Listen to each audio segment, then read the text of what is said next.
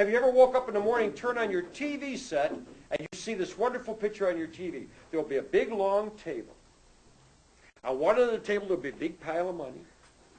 On the other end of the table, a big pile of guns and drugs. And out in front of the table, there will be a district attorney. And he'll relate to you about the 2-year investigation that culminated last night when we went out with 68 warrants. Have you seen that story? More than once? Yeah, a whole bunch of times. Huh? And you're going to keep seeing it too, over and over again. Let me give you an example. These 3 people here are my gang. I'm the drug kingpin. Okay? These 3 are running my street crew for me. They're taking care of business out there. I'm collecting the bucks. Things are fine. I'm the one with all the bling bling. They're basically paying rent with the money they make, but hey, life's like that. All of a sudden I get slammed with that 25-year to life. I'm out of the picture. Now how do these 3 wonderful people figure out who takes it over? Well, you get your attorneys, you get your attorneys, you get your attorneys, you get the contracts together, right? You look them over and you see, right? Isn't that how it works? No. You get your people, you get your people, you get your people, you fight it out on the streets. And here's the kicker. When the violence stops, when the shootings stop, you know what we know then? One of these people is in charge now. And you know what we start doing? The 2-year investigation. So in 2 years we can have that wonderful television program with the big pile of guns, the big pile of drugs, the big pile of money. We can do it all over again. But you know what never changes? The availability of the drugs on the street. My name is Minch Lewis. I was city auditor in the city of Syracuse, New York. And at the end of my term, one of the last things that we did was a review of the cost of police services in the city. And that led us to discover that most of the money that the city spent for police services was related to drug-related arrests. You arrest a rapist, the rape stop. You arrest a bank robber, the bank robbery stop. What have you ever seen stop when you arrest a drug dealer or a drug user? Nothing. Nothing changes. Nothing changes. And the question really was, is that effective? Is that doing anything? Is that giving people any greater feeling of security when we're spending approximately $10 million a year to make these arrests?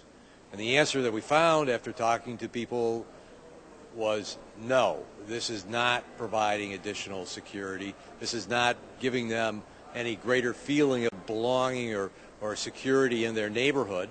And if it isn't, then there must be a better alternative. Remove the profit motive. If you remove the profit motive, you can do away with almost all these problems. And how do you do that? Simply, you end prohibition, which can only mean one thing: legalize drugs. Legalize all drugs. Legalize them so that we can control them and regulate them and keep them out of the hands of our children. Drug legalization is not to be construed as an approach to our drug problem.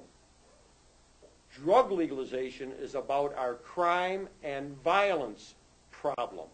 Once we legalize drugs, we got to then buckle down and start dealing with our drug problem. And that's not going to be easy, but it's something we can do. 50% of the adult cigarette smokers in this society have quit in the last 10 years. That's an amazing success story when you're talking about the most addictive drug we know of, nicotine. It's an amazing success story. How did we accomplish this wonderful success story? We educated. Really got the word out there to people about how dangerous this substance was. Let me tell you about the outcomes of legalization. First outcome is that 1.6 million less people would have to be arrested here every year, right? Which means something very important monetarily to everyone in this room, everyone in this state, which is in deficit spending like all the other states, everyone in this country, because this is what we spend every year to fight this war. $69 billion down the rat hole. Useless. If we really want to improve our urban neighborhoods, the most important thing that we could do, the single most important thing that we could do, is end the war on drugs. South Africa in 1993, under apartheid, they incarcerated 851 black males per 100,000. In the United States in 2004, under Prohibition, we incarcerate at the rate of 4,919 black males per 100,000. Now, how anybody could look at this and not see institutionalized racism, I don't know.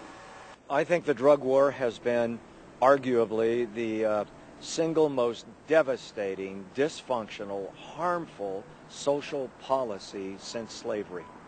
I think it has devastated our communities.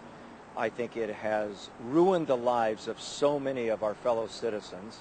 I believe that it has cost the national, the state, and the local treasury obscene amounts of money, and for what?